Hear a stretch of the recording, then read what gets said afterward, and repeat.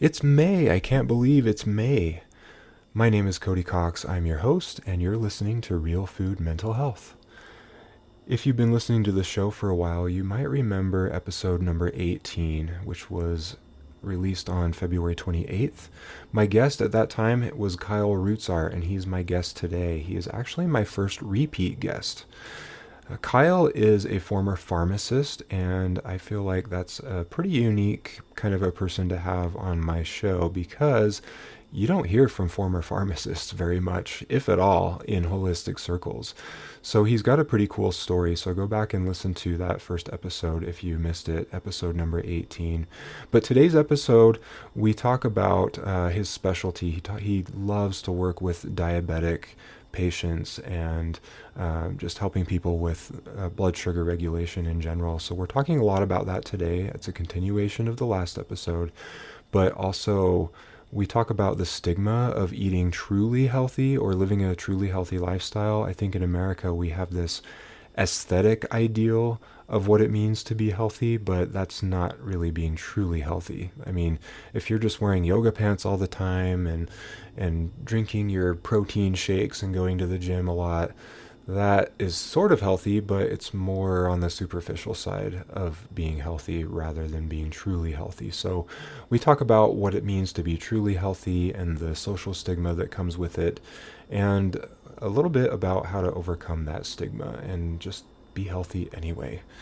We also talk about insulin resistance, cognitive decline, and cognitive function, and a few other goodies.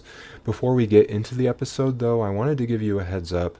We had a lot of technology issues with this recording, so I actually ended up recording this on an entirely different platform than what I usually record on. I think the sound quality is actually pretty good considering, but editing was a little bit more difficult with the file format that I was given from this recording. So you might notice Kyle and I talking over each other a little bit, some background noise that I wasn't able to cut out, but hopefully it's not too much of a distraction, and I hope you enjoy the episode.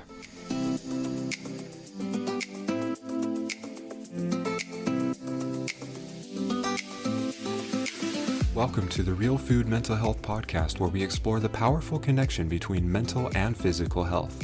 My name is Cody Cox, a holistic nutritional psychotherapist, and I'm here to guide you on a journey to true wellness, mind, body, and spirit. If you're tired of quick fixes and want real solutions that address the root cause, you're in the right place. Let's get started on your path to lasting wellness. So there's a lot of stigma associated with eating healthy.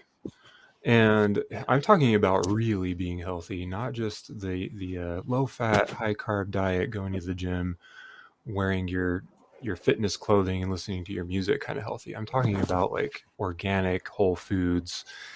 Generally, for people, that means low carb or maybe even carnivore.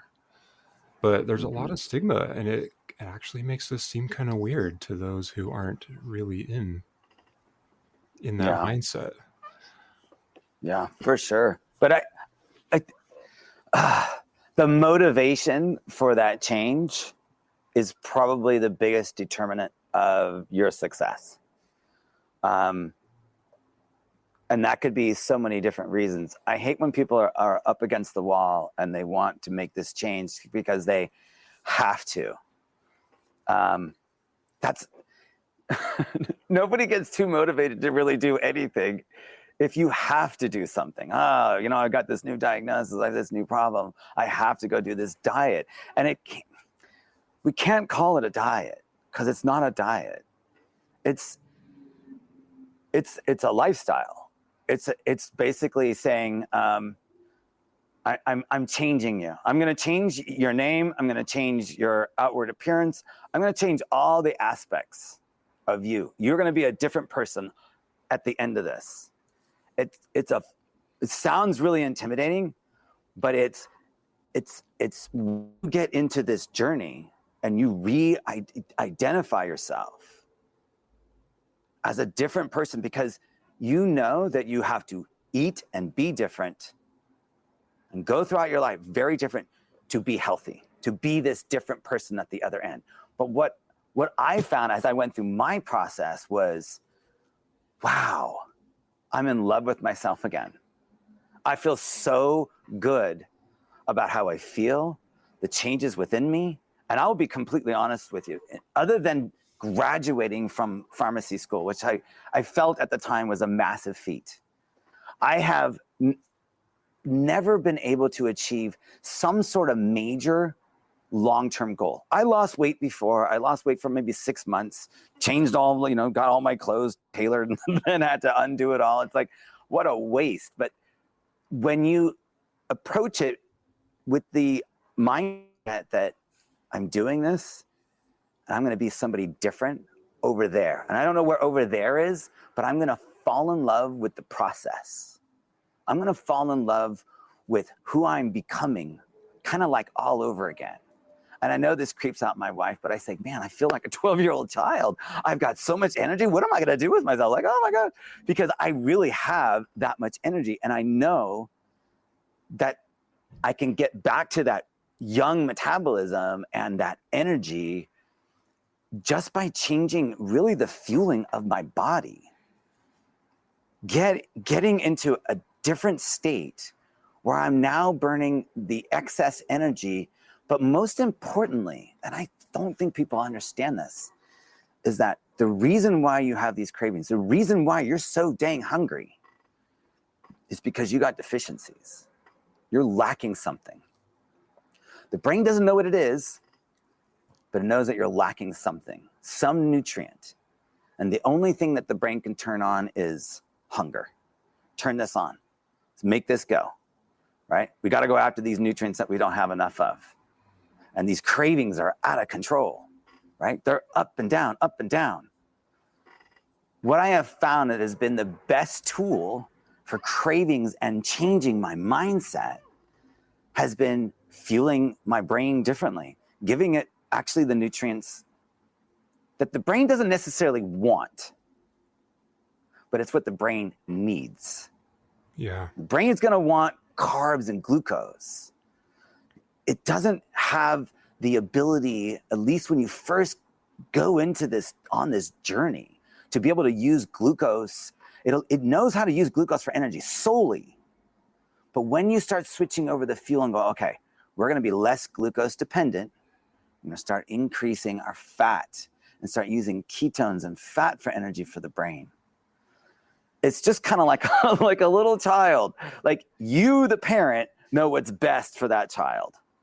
And you, as the owner of that brain, actually do know what's best for the brain. It isn't all that junk food. So when you start changing the fueling, you start changing, everything kind of changes. And you know what's crazy is when I do my first consult with a new patient, it's almost difficult to like not imagine them, how they will be, look, and feel in 6 months based on other patients' data. Like how many patients are sleeping through the night, or they don't have to get up in the middle of the night to pee. They have better thoughts. They have better self-esteem. They've lost so much weight. They've improved their relationships. They've reinvented themselves, completely new identity. And literally they don't look the same anyways. So it's like, this is a step that you can't skip out on. I envision myself as a different person, and I envision new patients as a different person. So I have to laugh and go, oh my gosh, what are you going to look like in 6 months? What are you going to tell me in 6 months that you had no idea that you could feel or do ever in this lifetime?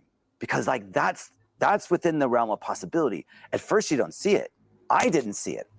My sole goal is to be like a kick-ass grandpa. How could I do that? How can I be there for my grandkids?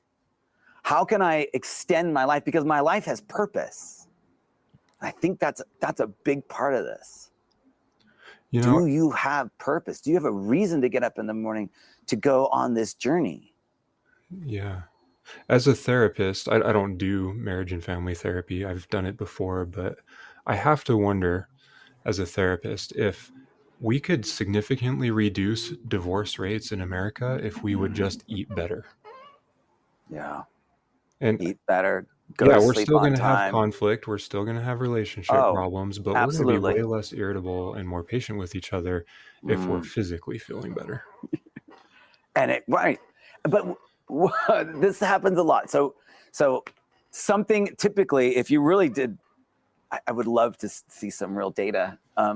Like look at sleep scores, right? Look at sleep scores, number of hours stress, look at HRV, look at metrics, look at numbers that we can gather from some of this new technology and go, yeah, I am not surprised that I'm upset today because my sleep score was, say, 65, right? I notice my worst days are days that started off with a really poor night's sleep or an illness or something happened. So I can pinpoint it.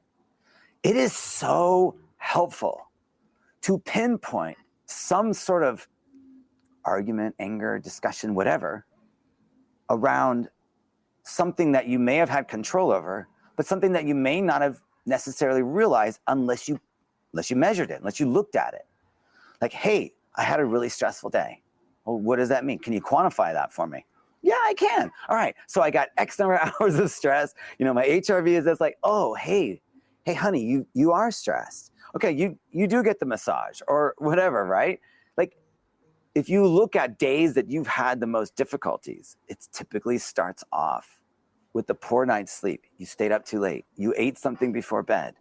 Made it difficult for you to go to sleep. It's like these are the lifestyle things that and levers that we can press that can improve our relationships. And maybe we could go back to that and go, all right, hey, please don't take me seriously today because my sleep score is 65, right? I had a bad night's sleep. Help me, that if your person cares about you enough, help me do better so that I can be a better person, right? That's what we should want from everybody, is to be a better person and not sabotage each other. Yeah. It should be about, let's communicate, let's come together and go, okay, what can you and I both do to work together to get a good night's rest, to get that better sleep hygiene? How can we change our diet? How can we make movement something consistent in our life? What can we do together? I'm telling you, like, doing this with us support will unfortunately determine your long-term success. It's unfortunately true, but when one person changes, unfortunately the other person may not see it as healthy as they should. And so unfortunately, a lot of people try to sabotage each other, and that makes it really difficult. But man, support and being there, if you really want a long life together, you will care about each other's health. You will do all that you can. And it's not just physical, right? It's everything. It's saying the right things to each other, helping each other be the best that we can be. My wife wants the best for me. And when I got that into my thick skull, the only reason she's telling you anything is she wants a better version of me. And this me is constantly changing and morphing and self-improving and going, okay, what do I need to work on today? Okay, you got to work on anger. Okay, work on that. Hey, do you realize that every time you spike, your anger, your cortisol levels spike as well? That's affecting your metabolism. That's making me unhealthy and hurting me. How can I, like, if we start looking at the mental illness and from a physical standpoint and going, how much do I have control of? How much can I change the trajectory of the rest of my life? How can I help my thoughts? What can I do? Not what can everybody else around me do? What can I do to be the best person, to be positive, to be, all those little things like being mindful, showing gratitude and being grateful, going through the self-care steps of your typical day. It sounds really 5-year-old-ish and really, but if you look at everybody that is a professional, they will always tell you fundamentals. It's always going to come down to, what are you doing on a regular basis? How are you helping yourself for the future, right? Stop using the word diet. Think of this as a lifestyle. This is a new person. This is a whole new opportunity to reinvent yourself. And And you interestingly, would the never word diet, cheat on that, would you? You would never cheat yourself on what you're trying to become. Why would you ever cheat on the diet? I don't understand the cheating. I don't get it, because it's like, this is your identity. My identity as a paddleboarder, recreational racing paddleboarder, some new person, doesn't do that, doesn't eat like that, right? You got to be true to yourself. Mm-hmm. Yeah. So interestingly, the word diet actually comes from the ancient Greek, which means a manner of living. It actually doesn't have anything to do with Oh, food, we've but just made it a bad word. yeah, in America, we seem to think of it as what we're eating, or worst case scenario, you think of it as a weight loss regimen. Yeah. But yeah, technically speaking, you could use the word diet to describe lifestyle. They are sort of synonymous, but in our Yeah. culture, we don't tend to use them that way. Yeah, I think probably a better way of saying what I promote is a low insulin lifestyle. So I'm doing Yeah. all that I can to keep my insulin levels low. I'm doing all that I can to limit mitochondrial toxins. I mean, if you want to talk about like what really causes disease, let's just list the mitochondrial toxins. And it's not just glyphosate and food dyes, it's our lifestyle. When we start going, okay, my lifestyle, my lack of sleep, my sedentary lifestyle is affecting my mitochondrial health.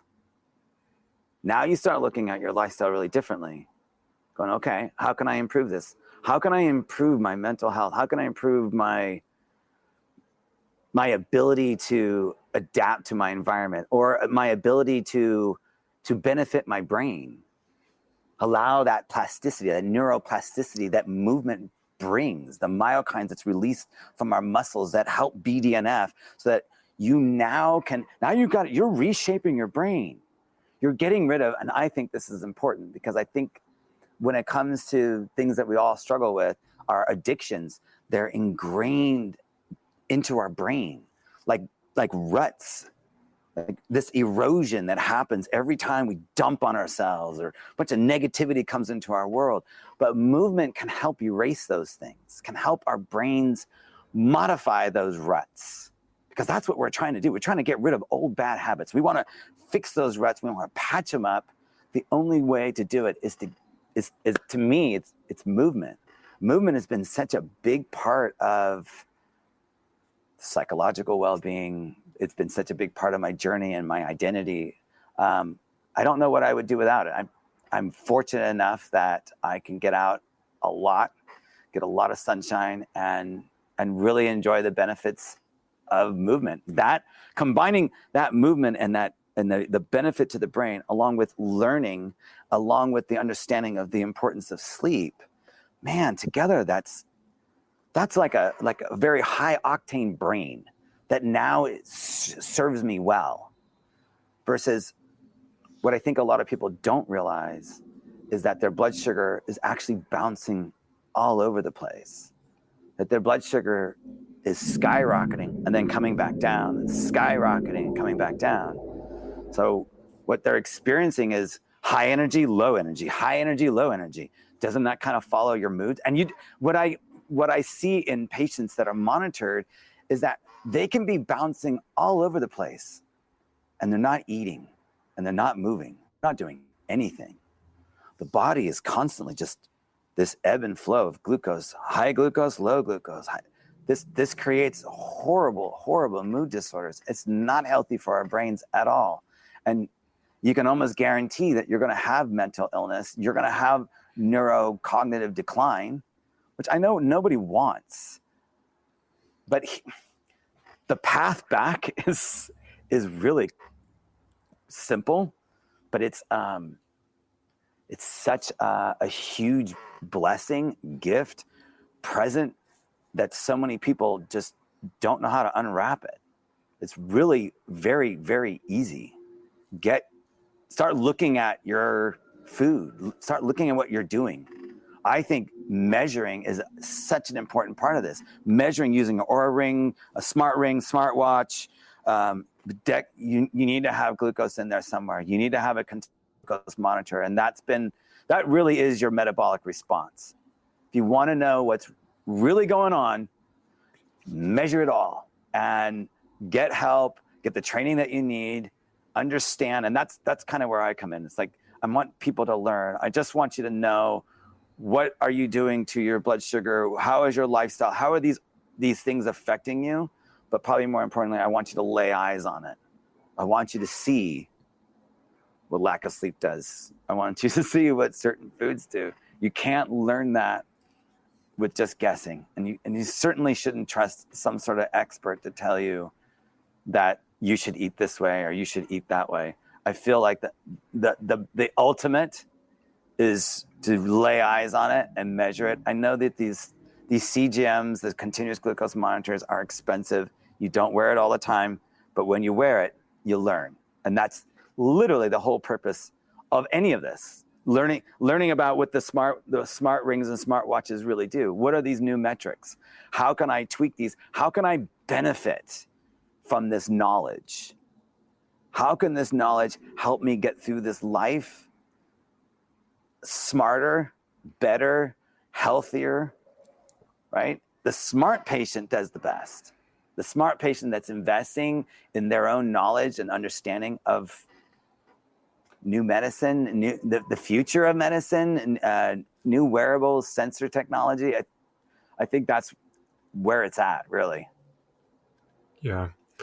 Yeah, it's important to go through these things methodically. I mean, you've got so many things that you could just blindly try and hope they work, but you're going to waste a lot of time doing that. And so there's definitely some value in measuring these metrics. So I think I mentioned in our last recording that I wear a Garmin watch, and I chose the Garmin watch over the Aura because I wanted something that I could see the data on a screen without connecting it to my phone first. Yeah, otherwise you have to have your phone out in front of you while you're doing it. Yeah, it's difficult. Yeah. So it's nice to have the watch so I can just look at that data at a glance and just move forward with life and stay active rather than staring at a screen. Right. But then you could go back and review. You can go back and go, oh, what happened Thursday night? Ah, man, like something happened that night. That's what like the journaling and being prompted to journal stuff like, hey, you got some unusual numbers here. Tell us what's going on. I mean, you think about this. Eventually, when we combine all this data together, I'll have kind of an AI, artificial intelligence idea of who you are and how you react to your environment. I mean, think about how useful that could be, not just in tailoring medicine, but seeing what kind of environment is your best environment. What foods fuel you the best given your type of exercise, right? What time should you really be going to bed? What type of sleep should you be trying to achieve? Like, and looking at it and measuring it, and imagine if AI could learn all there is to know about you, and we can test all these things and come up with a very good idea as to what your individual metabolism and lifestyle should be. You know? Yeah. And I really appreciate the work of Dr. Georgia Ede. So like the Change Your Diet, Change Your Mind book, she talks a lot about this stuff where essentially what you're doing is you're improving your metabolism. You're doing it in many different ways. And I can't remember if she specifically talks about tracking and measuring. Do you know? Like, do you know if she... I don't. I think Christopher Palmer has mentioned CGM. You know, it's just... Oh, actually, yeah. You know, so she does recommend the CGM, and she's the first person I heard about the Keto Mojo from. Okay. So that is in her book. That would be helpful. Yeah. Right. If you know ketones, you know you're doing well. If you know that your ketones are above 0.5, you're technically in nutritional ketosis. You're going to measure it via blood every morning. That's really a good way of knowing that you're doing the right diet. However, how do you know it kicked you out? If you don't have that 0.5, like what did you do? Right? What was, and some of it's quite subtle. You wouldn't even notice it. Like alcohol will kick you out of ketosis. And it's some kinds of, like you can go down that road yourself and go, okay, when I did this, I didn't get the ketones in the morning. Or to me, knowing what your blood sugar is using the CGM is kind of help you with that investigation, that little detective work to go, all right, this food was a problem. There's so many people that are just caught off guard completely when they start testing. And I don't think you need a test forever. I kind of think that you should go, these are the foods that I eat all the time. These are the ones I'm the most curious about. Set up your experiments, do one at a time, watch the whole thing, only put one thing in your mouth at a time. So it's like literally you're the guinea pig and you're the mad scientist. Try these things, right? But it's not something you would do all the time. Once you figure out what foods are good and bad for you, you can usually figure out within the 2-week time frame of the sensor. But and that's usually what I tell people. Hang on to another sensor for later in case you want to do some investigation. So line up your experiments is usually what I say. But typically within 2 weeks, and I actually think Mark Hyman did a little program on this. He had people that did 1 week with and 1 week doing a high carb diet and 1 week on a low carb diet, and how the difference was. But they were using CGMs, using continuous glucose monitoring. So they were able to see the difference even over the course of 2 weeks. Like when they did the high carb diet, they had a hard time sticking with the diet because they were hungry so quick. But when they did the low carb diet, the hunger went away and they're like, man, I'm trying to make my calories here according to your study and I'm not really hungry. So I'm kind of skipping breakfast here. This is difficult. So people are always shocked with things that they thought were healthy, that it opened their eyes. I'm like, you know what? That oatmeal really wasn't what I thought it was. I didn't realize that it spiked me. Even when I did this, or like sweet potato versus regular potato, like you should see the difference. You should measure the difference. You should know the difference. And I feel like my philosophy has been, when somebody sees it and they learn it, you can't unsee it. Now you have a choice. You can act upon it, that number, and that's usually where the accountability is incredibly helpful. When you have a coach, that someone's teaching you and showing you like, hey, did you see what you did, right? But knowing that, I think dictates future success. And then this is about long-term success. And you can go as slow as you want. Or you can just take that scan, that number, put the phone in your pocket and pretend like it didn't happen. And I see that a lot. People that don't get the education when they're doing the CGM, you really want to know what you're looking at. I've had a lot of people. I've had very few people actually know what they're looking at, but most people are like, yeah, I don't really know what it means. It is kind of confusing. There's a lot of graphs, a lot of numbers. It's like a new language. I get it. But that's what I'm trying to do as a diabetes educator. I'm trying to bridge that gap of knowledge, because I feel like the knowledge is what determines the success. If we really want to reverse chronic disease and fix mental health in our country, we have to look at our food and what is our reaction to the food. What does the food cause? Does it cause a hormonal imbalance? Because it's more about hormonal imbalance and your reaction to the food than it is about calories. As long as we stay focused on calories, we're never going to find this little secret, because I feel like it's been a little secret.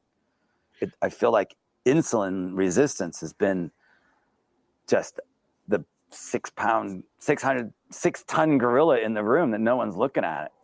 Right. Why are we ignoring this? Yeah, doctors don't even look at fasting insulin unless you ask them to, because they're not Doesn't make taught to sense. look at that. It's And crazy. I think they're so paranoid that the patient's going to come back and go, what does this mean? And he's not going to have a good answer. But if you want to know, if that was your patient, you think that you would do just a little bit more, because the typical response I get is, that's gonna screw up your cholesterol. It's bad for your cholesterol. You cannot do that. That's so wrong. Okay.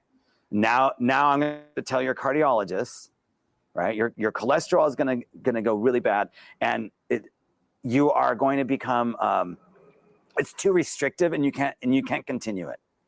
There's just so many things you can't eat, and there's no way you can maintain it.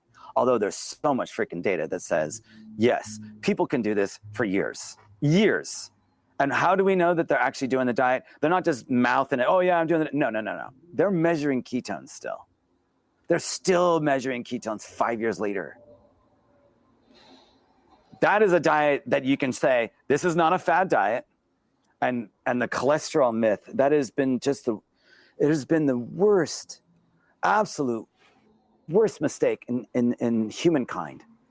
Ansel Keys, the 1950s, going on about how it's the cholesterol in our diet. When you surveyed very few people in post World War II Europe, you did a very small food survey and you based the diet essentially of a low cholesterol diet and recommended it to all Americans because you were loud and very convincing. Didn't look at all the data, only looked at 7 countries because it made a nice straight line. He had access to 23, ignored it, cherry picked his data. That's why we're here. That is the sole reason. He was loud and convincing. Not right, just loud. And there's often a financial incentive to be loud too. I mean, most likely the studies are funded by big food companies, pharmaceutical companies, the typical culprits. And so we've got to pay our bills. And so if we're being offered a large sum of money to manipulate the data, then it's kind of hard to resist that. But as you talk about this stuff, it also makes me think of another book called Lies I Taught in Medical School by Robert Lufkin. Robert Lufkin. Yeah. Oh, you read that? Him. Yeah. Okay. Yeah. Robert, he talks about following a ketogenic diet.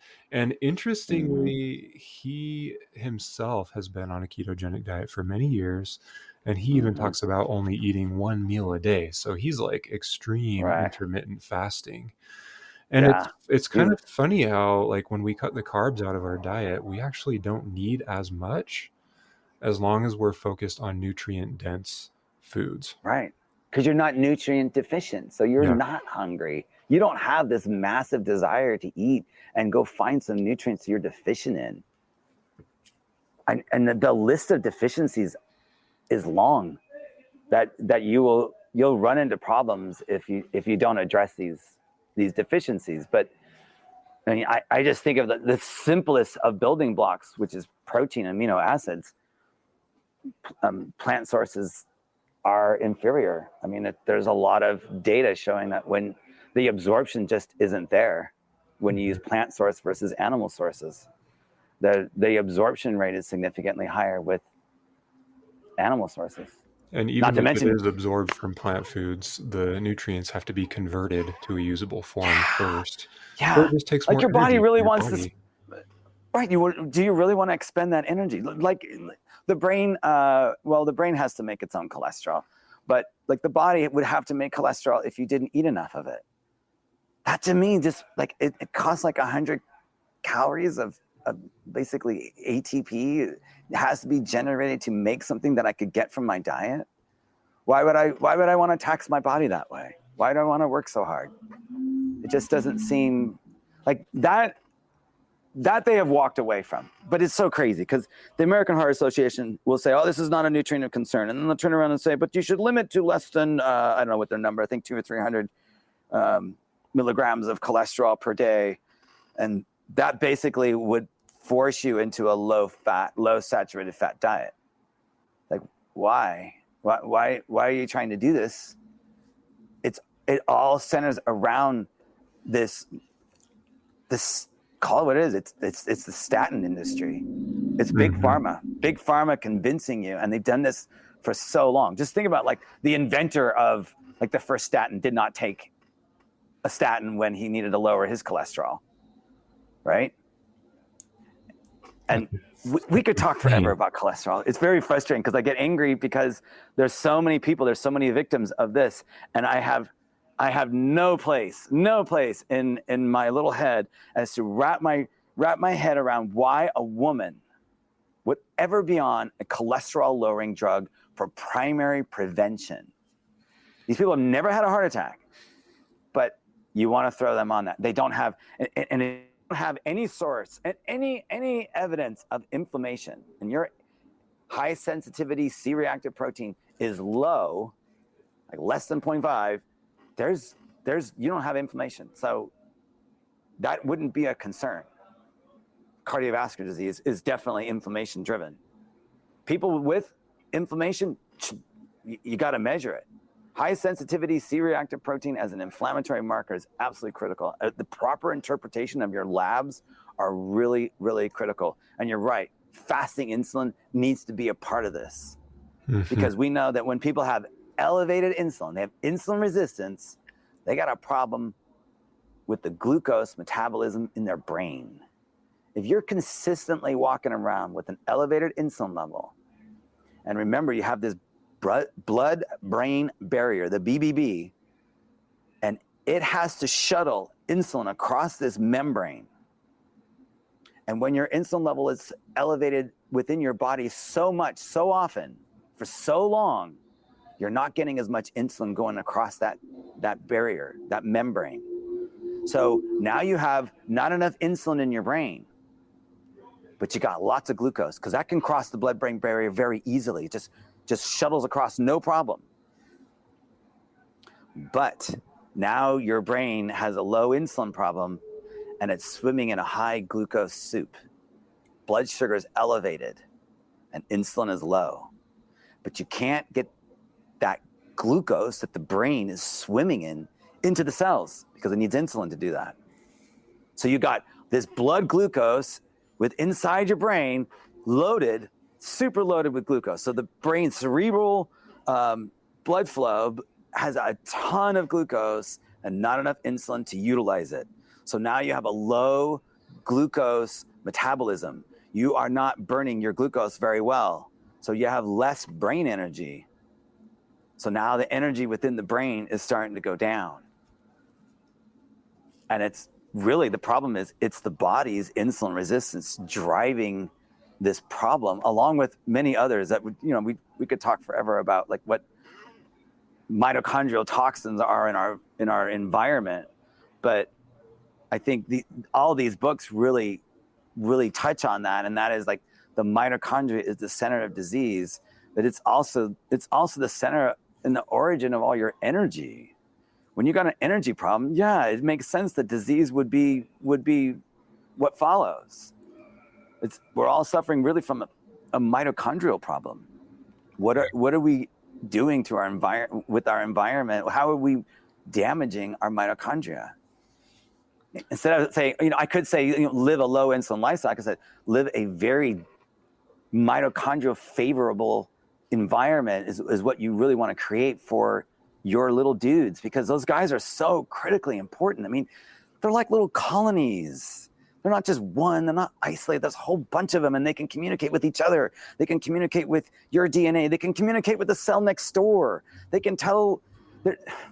These dudes are really the source of life.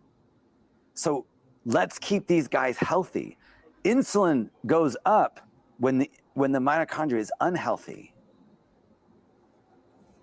You think about the mitochondria as its ability to burn this excess fuel in our body.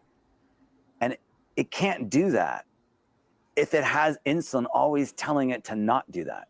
Insulin at a cell will constantly signal that cell, store energy, don't burn fat, do not burn it, just store it, just pack it away. That's what insulin signals your cells to do. Mm-hmm. Not burn. Less energy. Insulin slows your metabolic rate. You have less energy when insulin's elevated. No wonder we feel tired, usually a couple hours after a meal. That's insulin doing its effect, slowing down your metabolism, lowering glucose, pushing fat and energy into cells, and not allowing you to access or burn it. But probably more importantly, what people don't understand is that when you eat carbohydrates, you become dependent upon those carbohydrates. You shift your energy usage mode to shut off fat, shut off completely, and to only burn carbs. You are now carb dependent, which is, quite frankly, is a horrible fuel source. It's like a flash in the pan. It's like kindling wood. Mm-hmm. Carbs burn hot, and they're short-lived. And that tank really is tiny anyways. Versus these giant logs. Would you rather throw I would agree. Like, I mean, maybe if you're really into burning wood, you get the kindling to get it going, and then you throw those logs on afterwards for the longer fire. We're not accessing those big oak logs and throwing them on the fire because our insulin is always there telling us to burn the kindling instead. We become kindling dependent. We become glucose dependent. We're not spending enough time. That's the once a day eating. It's like you're spending a significant amount of your day with a very, very low insulin level. And when you're doing that, there is no carb dependency. You now start going, okay, let's start burning that donut from 3 years ago. Like the fat that's been stored can finally let loose and get out of there. Like you have opened up the gate. That barn door isn't closed anymore because of insulin, because the insulin's gone. So now these cells are just ripping through energy. It's like cleaning up a 5-year-old's room, finally getting rid of all this garbage that's in here, right? Start burning all these oak logs because there's an excess of this fat and oak logs, whatever you want to call it, but there's an excess of energy. It's been accumulating for so long. And once you start tapping into that, you're tapping into energy and your body feels that energy. Your brain really will feel that energy. And I will tell you, like every single patient, when they get into ketosis, they always talk about something different in their head, something better. More brain energy is probably the most common side effect of ketosis. So if we were to go into this methodically, like I assume there might be some listeners who are totally new at this. Step by step, right? How would you suggest they get started? Okay. I usually tell people that you got to be a carb detective first and foremost, right? So you're going to start reading, you're going to start looking at your labels. You're going to start reading your labels. You need to get some support. You need to let people know around you, this is what I'm doing. Help me. Be vulnerable and ask for help and realize that you're going to make mistakes.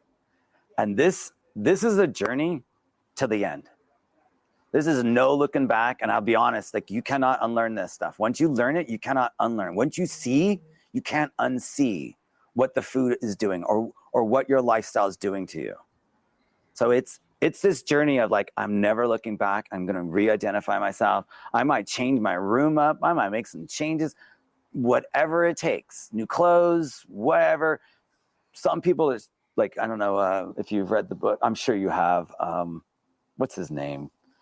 Atomic Habits. Michael Cleary. What's his? Oh, I haven't read it, but I've heard of it. Yeah, he's talking about like tiny little things that you can do. Yeah. It's the minute little changes over a long period of time. You're changing the trajectory of your life, right?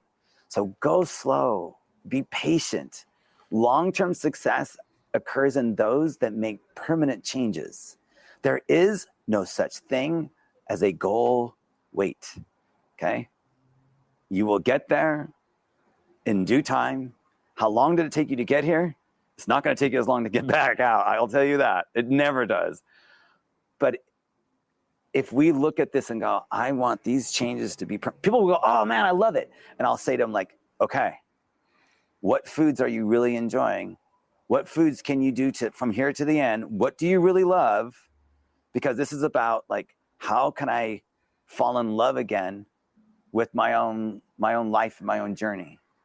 And how can I make long-term success achievable? If you've been listening to this episode and you're like, yeah, low carb diet sounds really good, but how do I get started? You might be interested in my group nutrition program. It is offered online, so regardless of what state or country you're in, you can join. Go to beavercreekwellness.com/restart for more information, and I'll put a link in the show notes. How can I fall in love again with my own life, my own journey? And how can I make long-term success achievable? Look at your foods, look at your lifestyle, look at, measure what you can, and just start looking at it. Just start going, okay, how much sleep am I getting? Not just looking at the clock, but like I think some of this wearable data can really help you fine tune some of these things. And you can make little changes that can have a number effect. And you can go, hey, this is working. Otherwise, you're going to go to your doctor, you're going to get a lab, and then and you're going to pay X number of dollars, and you're going to wait for another lab a year later or whatever, 3 months, 6 months, or whatever. Like, no, you can push and pull on these levers on a daily basis and see changes within a short period of time. So you can go, hey, you know what really works? When I get up at this time and when I do this, when I go outside and I get some sunlight, setting up my day for success, right? I'm starting to walk more and starting to move more. That typically happens once people fix their fueling problem. I don't even mention movement on my first discussion. They tell me that all of a sudden they're like, I'm going to the gym, or I'm walking with my mom, or I'm starting to do this. Like, it's almost like they have to move because the energy is so significant, and they start realizing that they can move.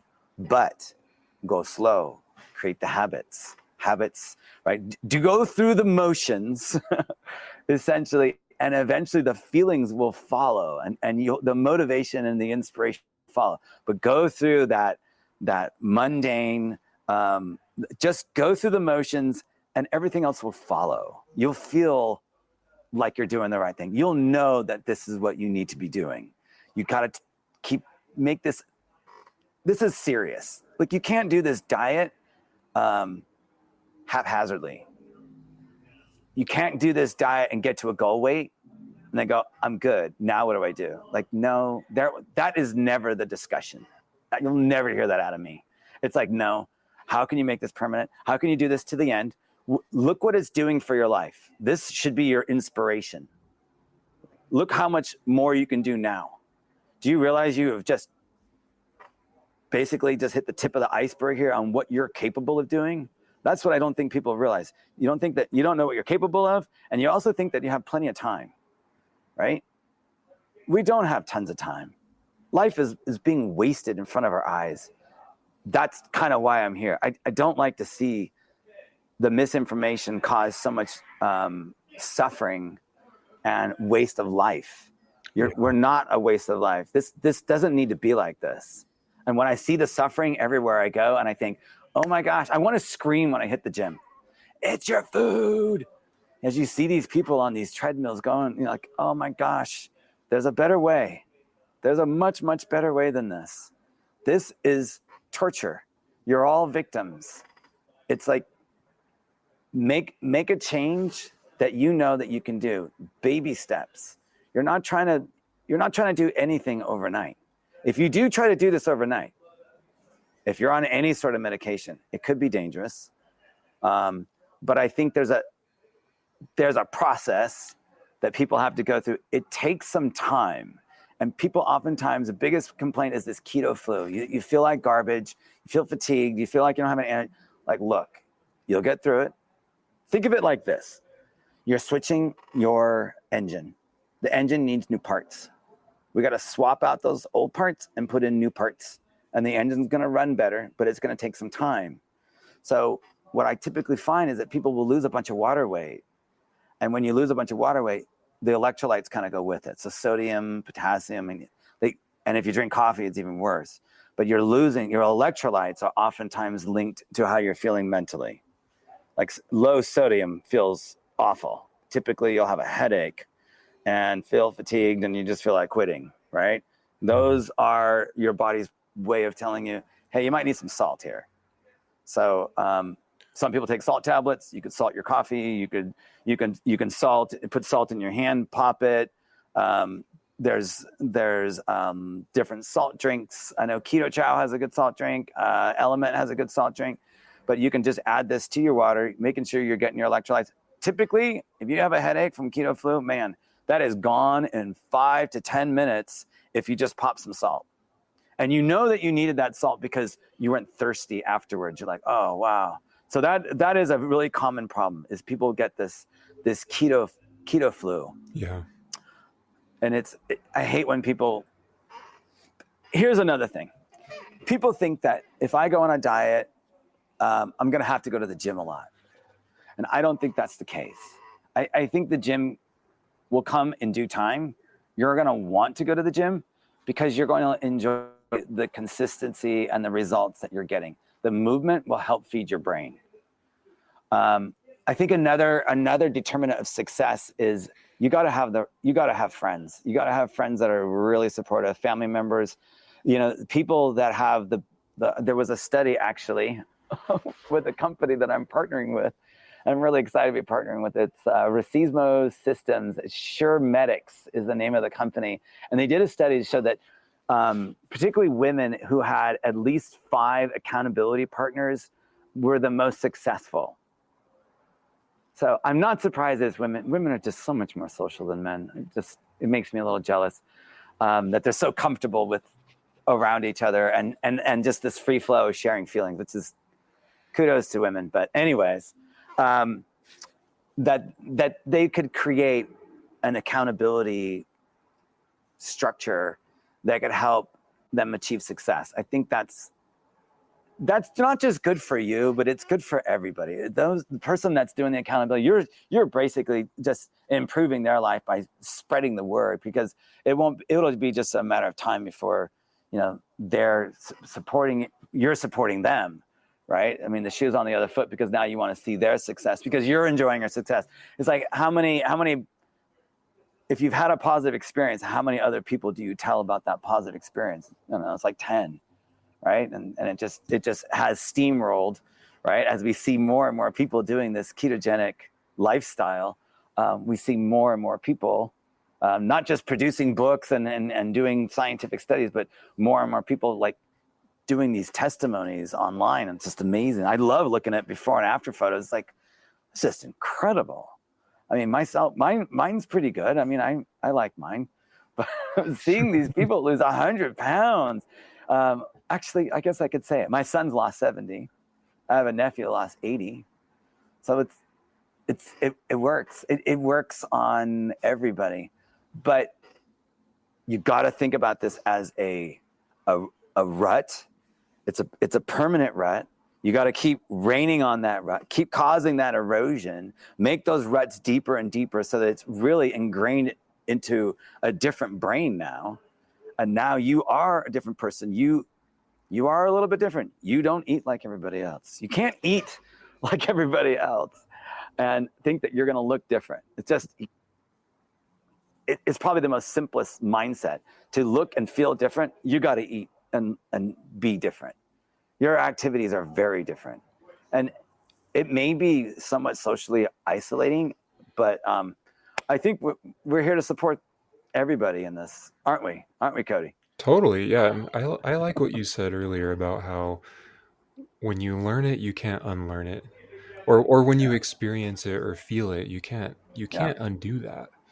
And I Yeah. see that a lot. I mean, people don't really get into this stuff, sadly, until they have a serious health problem that they just don't want to cover up with medication. So they're kind of forced to learn. And then they start Yeah. feeling better, and then they get really into it. But for listeners who aren't quite at that point, I would encourage you to just get into it anyway. I saw a Yeah. comic just yesterday, actually, and it depicted a guy sitting on an examination table in a doctor's office. And he was talking to the doctor, and he was saying, "So, doctor, how long do I have until I have to change my diet and lifestyle? Yeah. Change it How now." many more months do I have? How many more years? Right. It's like the ultimate procrastination. But you know what? It starts off with just a little bit of vulnerability, a little bit of humility to say, you know what? I'm wrong. This was wrong. This is not the right diet. This is not good for me. I got to quit ignoring all these signs. I don't want to end up like everybody else. Like that rock bottom point, everybody kind of has to hit. But to me, it's like, I don't want you to go all the way to that horrible diagnosis. I mean, I've had people younger than me come to the hospital and diagnosed with cancer, and you're like, did anyone ever ask you what you eat or drink? Like, no. What do you mean? Like, what do you mean that you eat eggs and bacon on a regular basis? Please define that. And he's like, well, once a week. Like, no, that's not regularly. Like, what do you eat? Like cereal, like as long as cereal and soda and orange juice and these juices are part of our life, man, you're playing with fire. And that's what I mean with, once you do the deep dive and you start looking up stuff like, okay, what is the, I know we didn't talk about cancer, but like, what is the incidence of insulin resistance and breast cancer? Like, why do breast cancer tissue have like 6 or 7 times more insulin receptors? These cells love glucose. You think about, like, do you really want a high glucose level? Do you want to constantly be feeding glucose into cells that can't burn ketones instead? To me, it seems like I want to kill the cells that can only survive off of glucose. Like, I want to kill those tumor cells that absolutely thrive in a high glucose environment. I want to keep my glucose as low as possible. Matter of fact, you know what? I'm not going to eat any carbs. I'm not going to eat any glucose, because the amount of carbs that I know that I need is 0. We got plenty of evidence, plenty of scientific evidence that the very, very healthy people who don't eat any carbohydrates didn't die. They made glucose from other substrates, then their brain energy stayed fine. It stayed optimal because they use ketones and fat for energy and not glucose. And they didn't get Alzheimer's disease, which is, this type 3 diabetes, where you just don't have, you have too much insulin within your body and then not enough glucose that is being utilized within your brain. It's the brain-body connection, and it's there, and we can't keep ignoring that. What we put in our mouth certainly affects our cognitive function, how we feel mentally. Forget about the physical part, just mentally. Do it for your mental health, just to stay sane. I will have to admit, though, like, I feel a lot more in control emotionally when I'm fueling my brain properly and getting the sleep that I need. And it's not usually the fueling of the body that's the problem. What typically triggers or sends me down the wrong path is my knowledge of the fact that, hey, I didn't get enough sleep. And then I go ahead and I get worked up and have this huge cortisol spike and spike my blood sugar for the next 2 days. I feel like that's valuable information. I feel like that information could sway you to make better choices. If I can do that for just one person, it would be totally worth it. Totally worth it. And I typically find that they'll say, yeah, I'm getting along better. I feel more in control of my thoughts. My habits and my cravings are a little bit easier doing this ketogenic diet. And there's some really good data about addiction and withdrawal with the ketogenic diet. And that's something you probably should talk about. And that is, like, sugar withdrawal it's a real syndrome. Oh yeah, it's totally an addiction. Oh, but it's like we need to create a boot camp. Help people get through that 5 to 7 days of just hell. I mean, if you can expect it and this is going to happen, I think that's very encouraging, knowing that there's light at the end of this tunnel, that you don't have to be a sugar addict and feel out of control and feel like a slave to this pure, white, and deadly drug, that you can get off of it and take back your life. That requires a fair amount of support. That you need help for that. And I think it's such a worthwhile endeavor, because once you get rid of that sensation of sweetness on your tongue, and really, like, the tongue becomes kind of like glucose and insulin resistant. You get a fatty tongue, and you don't get as much stimulation from those sweet sensors. And every time you get that sweet sensor, that's insulin spiking itself. As soon as you hit that on your tongue, it's artificial or otherwise. Artificial sweeteners didn't save us, right? And a lot of people use this as a crutch. It really shouldn't be much of a crutch. It has many other problems associated with it. But getting rid of that sweetness and be able to, like, reduce the concentration of sweetness, you will find that you will not be able to tolerate something that's really sweet. Like, the amount of sweetness factor comes down significantly. Your taste buds start becoming revived. And I would say that you almost have, like, a resurgence of savory what do you call it, umami sensation, and the spicy, savory sensation when you eat certain foods. Yeah. That will become almost like an addiction. I'd rather people have that kind of addiction, which is usually craving, pushing you in the right food direction, versus the sweetness. The sweetness is you got to wean off of it. It's difficult, but it's doable. Yeah, you know what? That's so many people's love language is food. Yeah. And that's what's different. Like, no, hey, we don't have to do all of our social events around food. I don't need a treat. Like, don't take offense to me if I say no, I don't want, because I literally I'm gonna throw it away, and I feel really bad if I throw it away. I know you worked hard on this, but it's like I can't do this. You really don't want to know why. I don't want to hurt your feelings. So there's always this, man, it's so delicate, delicate. You can really alienate yourself by saying, I don't do this anymore. Don't do that for me. That's horrible. Like, it's difficult. It's not the funnest. It's not the most pleasant experience. And that's when I feel like you may feel somewhat isolated and you painted yourself in a corner. And you'll find, hopefully you'll find yourself inspiring others and being helpful in the most incredibly tactful and kind way. But understand, like, there's people don't mean harm when they bring in cakes. Like, we would get that stuff at the pharmacy every year, or or they're giving out some sort of special employee treat, and they're handing out you a soda and like a cookie. And I'm like, really? You really? But you know what? Again, victims. We're all victims. They don't know. Yeah. It's not their fault that they don't know. This is not an evil plan. No one's to blame. Your doctor isn't to blame. Like, we have to approach this as, this isn't the right choice. What could be better? How can we swap this out? How can we make healthier snacks if you even believe in snacking? I don't even believe that should be a word in our diet. That's not something man ever did. We either ate the meal or you didn't eat the meal. And if you were snacking, like, you are just sloughing off your GI tract. You are just stressing your body further, and the leaky gut and the taxing of your immune system, which has to stand guard when your blood and your GI tract have to mix together.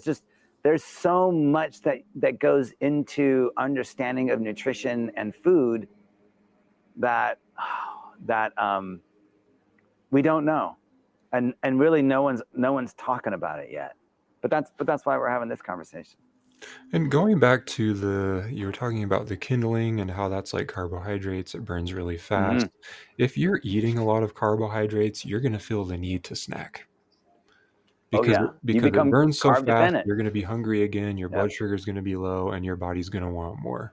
But if you're burning fat instead, then you'll probably be okay without snacks. Yeah, you will. You will find yourself well fueled. So last time I asked you, what's one thing you think people can do to change the way they approach health and wellness? And I think you said education. Does that sound right? Yeah, absolutely. Education is critical. Education is critical, but if you could change that answer and say something else, what would that be today? No, it's still education. Education is everything. Fair enough. I mean, everything that I'm doing is education. And there's no, it's just awareness. It's like, you need to see this. Do you know what this does? You know what that does? Do you have the informed consent to take these medications? Do you have the informed consent night that you decide to stay up late? Do you have the informed consent every time you put this food into your mouth? Like, how much we don't have the informed consent because we're not informed. We don't know. We've been guessing this whole time. No one has the informed consent. No one's having that discussion. And that's the discussion that we all need to weigh. Right?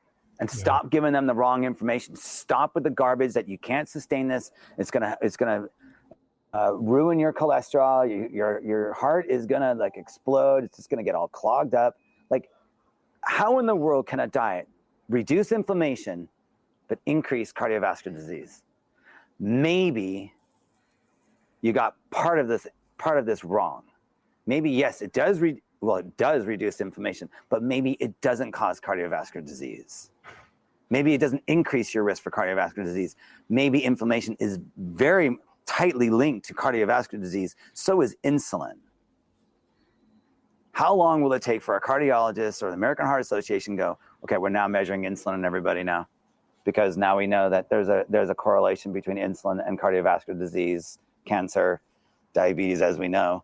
But why aren't we looking at insulin? We're just not looking at insulin. You've got manufacturers telling the ADA and the AHA to not look at insulin, to cast this shadow of a doubt about this very, very important hormone that basically determines your fuel usage. It's either going to be storing fat or burning fat. You need to ask yourself, which one do you want? The only way to start burning fat and tapping into that energy you've been carrying around forever is to lower insulin. And that typically requires that you live a better lifestyle, but more importantly, you have to look at your food. You have to measure your ketones. You can't manage what you're not measuring. And it's not the growing pains. Yes, I realize we're going to have them. It's going to feel like a new language. It's going to feel foreign for a while. It doesn't have to be like that. Invest in yourself. Invest in your own education. Invest in your own knowledge, because that knowledge is going to save you. It's probably the most important thing that you can do every day is to gain better knowledge about your own health, because that's really going to lengthen out these days. And it's VO2 max. It's always going to require movement. It's so crazy that's how we live longer, is increase your VO2 max. That's how well are you breathing? How well is your heart and lungs working together? Like, how much exercise can you do? What's your tolerance of exercise? And then look at muscle strength and muscle size. All these things are going to come back to, how are you feeling your body? How much energy do you have, right? How much movement can you do? Because the movement is what saves us. Movement saves us because think about what we just said here. Like, your brain's going to function better because your muscles can now take up that excess glucose and keep your brain from swimming in glucose. You've changed your insulin sensitivity through that movement, through that exercise. Insulin levels can start dropping. You don't have this insulin resistance going on within your body, but also within your brain. Now insulin can do its job in your brain, right? And now you're moving, your brain can adapt. Your brain would much rather run on ketones. It is going to start loving you back, because you're finally burning what it needs, not what it wants, but what it actually needs. So I think you got to take back your brain. And the only way to do that is educate yourself as to what diet and lifestyle will give you the biggest bang for the buck. I think it's an easy win. I don't think it costs that much. Changing your food. People think that I have a restrictive diet. It's not restrictive. This is high octane fuel for me. I'm after that. Trust me. Nothing. Well, I've got tri-tip in the car, but like, there should be a steak on your plate like every day. Eggs should be a part of your diet. Eggs are little pieces of little multivites. Eggs are probably the most valuable thing that we could possibly put in our mouth every day, with all the essential. Like, you literally wouldn't need anything else. Matter of fact, there's studies done with people that are eating like 30-something eggs a day, and they didn't die. Yes, their cholesterol. Well, whatever excess cholesterol they have, they're gonna poop it out. Let's calm down about the cholesterol. Like, really, unless you've already had a heart attack or you got some strange genetic predisposition for having really, really high cholesterol, you don't need to worry about your cholesterol and taking a drug. What you really need to do is, what do you have control over? You have control of what you put in your mouth and everything that you do every single day. Your behavior is under your control. Your movement is under your control, but it works best when you change the fuel. Change the fuel to fat. Change it to ketones. And you'll watch, and we'll know that it's working. You'll feel better, but probably more importantly, we'll have physical evidence. Your triglycerides will drop. In that Verta Health study, they dropped over 50%. Your triglycerides, the amount of fat in your bloodstream, which is a very good predictor for cardiovascular disease, that number will go very low. Matter of fact, if you keep on this diet, like for here to the end, your triglycerides will get very low, and your HDL, that good cholesterol, will get very high. And that ratio of really, really the healthy ratio is going to get very, very close to less than 2. It'll probably be closer to 1. So triglycerides over HDL is a really important metabolic marker. I know we probably talk about cardiovascular disease on this podcast, but it's really important that, you know, we've got a healthy heart, and we can modify this. This is something we have control over. We can fuel ourselves better and fix this problem. We don't have to be a victim of cardiovascular disease. Which is the number 1 killer. Mm-hmm. But to protect ourselves against that, we have to figure out what's going on and really learn how we can manage it by looking at it and making our own changes. I'm not interested in having a patient for the rest of my life, right? And vice versa. I really don't want a long-term patient. I just want a patient for 3 months. It's very intense in the beginning. I'll guide them through this process, but the goal is to let them be on their own. Let them figure it out for themselves. You give them enough knowledge, they can figure it out from here to the end. And the most educated patient is the one that has the longest lasting success. That's the goal. But you have to start now. Yeah. So, and that's, yeah. I think You don't have the time. Getting started. And so just start now. And maybe it's just, you're starting with eating more whole foods, and then you transition into lower and lower carb, but start now in some way or another. Yeah. Be a detective. Start looking at it. Yeah, definitely. And yeah, really, if you want to get into ketosis, get yourself a little ketone meter, measure your blood ketones. Your goal is above 0.5. Like there's nothing wrong with measuring. They're cheap. They're like $1 a strip. You can measure. Glucose doesn't tell you that much when you're just a photo. But you know, these keto mojos come with the ketone as well as a glucose strip. And yeah, you got to measure it. You really do. You really need to know what ketogenic diet really does feel like. I have a lot of people that say, "Oh, I failed keto. I didn't do it. It doesn't work for me. It's not for everybody." It's like, well, did you measure ketones? Because you're talking to me like you've never really was in ketosis, because everybody that I talk to, and when their ketones are above 0.5, like they actually feel pretty good. They're not whining about how hungry they are. They feel pretty energized. So yeah, you need to start somewhere. You got to give yourself a little bit of slack though, and go, I'm going to fail a couple of times. But it's not failure. It's like when you get up again, it's like, no, wait a minute. What did I learn from this? What did I learn about myself? I think that's the coolest part, is what you learn what you're capable of. And I think really the sky's the limit. We all have untapped skills and capabilities that we haven't either seen for a long time, or it's been there just waiting to be discovered. And the only way you're going to discover that is just change the fuel. Swap it out, swap the engine out. Well, thanks for being on the show again, Kyle. I enjoyed it. That was fun. If you enjoyed this episode, make sure you leave a review. That really helps me out. And also subscribe to the show wherever you listen to your podcasts. Real Food Mental Health is intended for informational and entertainment purposes only. The information presented on this podcast is not intended to replace any medical advice, diagnosis, or treatment. While I am a healthcare provider, I am not your provider. Always seek the advice of an appropriate healthcare practitioner with any personal questions you may have regarding a medical condition. Never disregard professional medical advice or delay in seeking it because of something you have heard on this podcast. Reliance on information provided by this podcast is at your own risk.